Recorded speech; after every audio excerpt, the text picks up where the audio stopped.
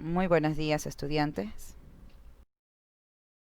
El tema de hoy es tipos de niveles de organización de los seres vivos. Y el objetivo es conocer los tipos de niveles de organización de los seres vivos que existen y conocer sus características. Vamos a ver primero esta imagen.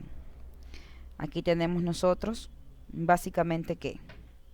Sí, efectivamente, un ecosistema. La Antártida es un interesante y hermoso ecosistema. Allí se pueden encontrar plantas, poblaciones de mamíferos, aves, algunos invertebrados y, aunque parezca increíble, bacterias. Pero a pesar de su imponente paisaje, la región es más vulnerable de lo que parece. Algunos especialistas advierten que su principal enemigo es el calentamiento global, pues la temperatura está derritiendo el hielo característica de este ecosistema. Los ecologistas señalan que dentro de algún tiempo los seres que viven en la zona podrían perder su ambiente natural.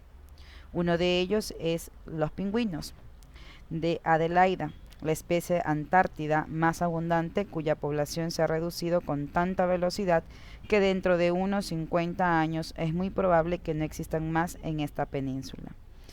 Entonces, ¿qué entendemos nosotros por ecosistema?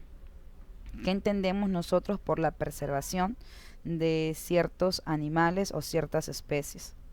¿Qué caracteriza a una población dentro de un ecosistema? Son temas que estaremos hablando con sus compañeros dentro de clases. Niveles de organización. Los seres vivos se organizan en niveles de acuerdo con su complejidad estructural. El nivel más pequeño es el átomo y el más grande es la biosfera, como ya lo habíamos visto nosotros en anteriores ocasiones, ¿no? De hecho, nosotros podemos ver aquí que, si bien es cierto, el nivel más pequeño es el átomo, este es seguido por una molécula. Esta molécula conforma organelos celulares. Estos organelos celulares conforman célula. Esta unión de células conforman tejidos que realizan funciones especializadas para luego unirse y formar órganos. Este sistema de órganos forman al organismo. Este organismo o conjunto de organismos forman una población. Este conjunto de poblaciones forman una comunidad. El conjunto de comunidades conforma un ecosistema. El conjunto de estos ecosistemas es llamado bioma. Y por último, el conjunto de todos estos biomas es llamado biosfera. Esta organización tiene las siguientes características. Cada nivel está formado por unidades de nivel inferior anterior. Por ejemplo, los organismos pluricelulares están compuestos por infinidad de células.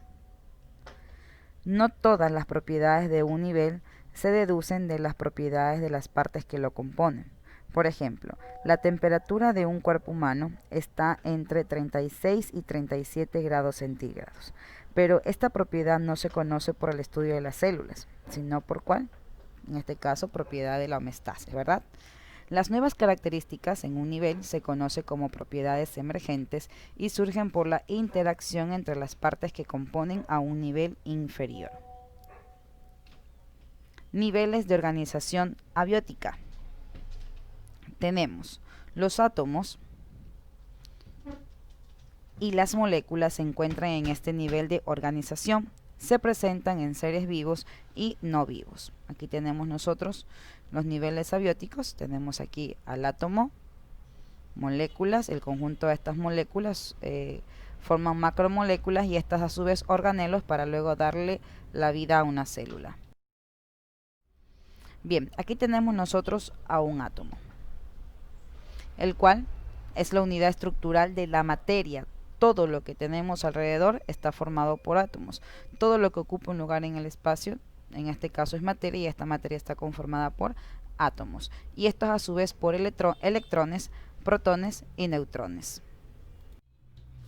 Bien, el átomo está formado por un núcleo central, una corteza compuesta por órbitas.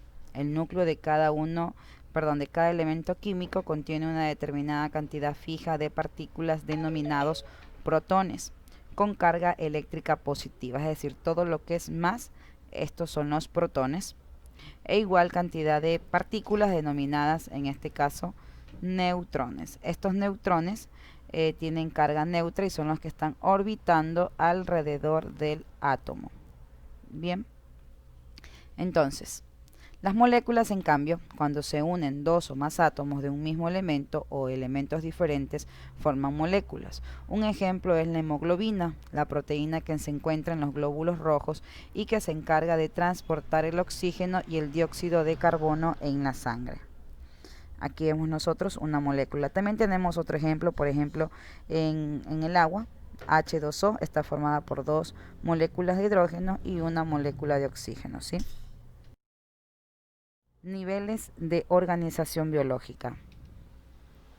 La organización interna de los seres vivos corresponde a células, tejidos, órganos y sistemas. Esto ya lo hemos visto muchas veces. Los individuos, las poblaciones, las comunidades, los ecosistemas y la biosfera son niveles exclusivos para los seres vivos. La célula es la unidad básica de los seres vivos. Cada célula realiza funciones de nutrición, relación y reproducción, ¿verdad? Los seres vivos son formas de organización que varían según el grado de evolución que tengan. Células y tejidos de un organismo pluricelular.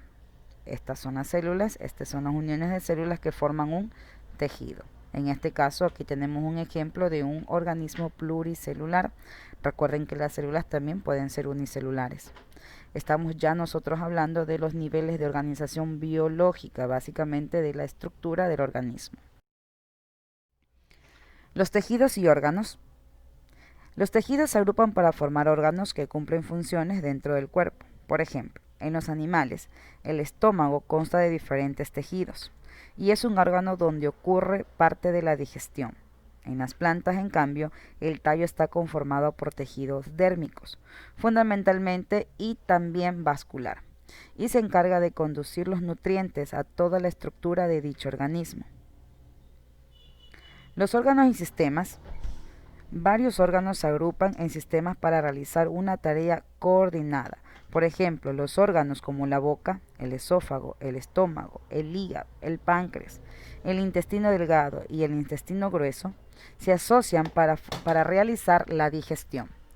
Otro ejemplo podríamos nosotros tener en el sistema del ser humano, que son, por ejemplo, el sistema circulatorio, el sistema respiratorio, el sistema excretor, entre otros. El trabajo coordinado de las partes de un ser vivo constituye básicamente a este organismo, ¿sí? Repito, es un tema que ya lo hemos venido trabajando muchas veces y es necesario que ustedes tomen en cuenta cómo son estos niveles de organización. Teníamos nosotros primero el átomo, las moléculas, la célula, que es un conjunto de células iguales que forman un tejido. El tejido, varios tejidos agrupan un órgano. Los órganos forman, en este caso, los aparatos y sistemas, y este a su vez al organismo.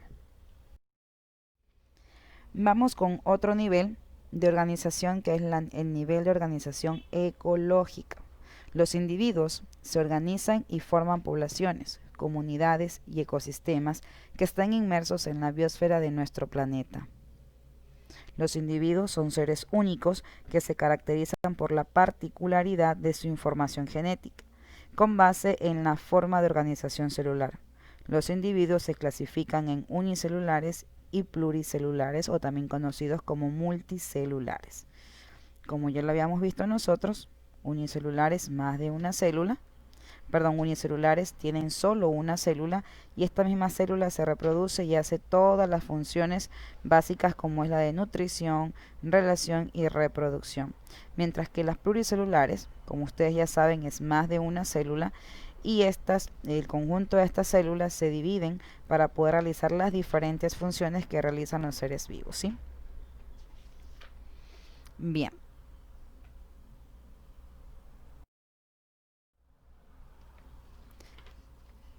Los niveles de organización ecológica básicamente ya conforman al individuo, a la población, la comunidad, el ecosistema, el bioma y la biosfera. Las poblaciones agrupan a los individuos de una misma especie que ocupan un área más o menos definida por barreras físicas como ríos y montañas y comparten el mismo tiempo. Además, los organismos de una población pueden reproducirse entre sí, lo que asegura que la especie no desaparezca. Las comunidades, en cambio, son grupos de seres vivos de diferentes especies que se relacionan entre sí porque habitan conjuntamente en un lugar y en un tiempo determinados. Los ecosistemas, en cambio, están formados por seres vivos que habitan un medio específico y se relacionan entre sí y con los factores abióticos del lugar. En este caso, ¿cuáles son los factores abióticos? Es todo lo que no tiene vida, pero que se necesita para vivir, como por ejemplo la energía solar, el agua, el suelo, porque los factores bióticos ustedes saben que son los seres vivos, personas, animales y las plantas. Bien, también tenemos que entre los seres vivos y el medio hay un continuo intercambio de la materia y energía a través de las cadenas alimenticias y de las redes tróficas, que mantienen la estabilidad de estos ecosistemas. La biosfera, en cambio, está conformada por la atmósfera, la litosfera y la hidrosfera. Es el nivel más complejo de organización y agrupa a todos los ecosistemas de nuestro planeta. Hasta aquí la clase del día de hoy. No olviden, por favor, repasar para poder hacer una actividad más adelante. Que tengan, estudiantes, ustedes una excelente tarde.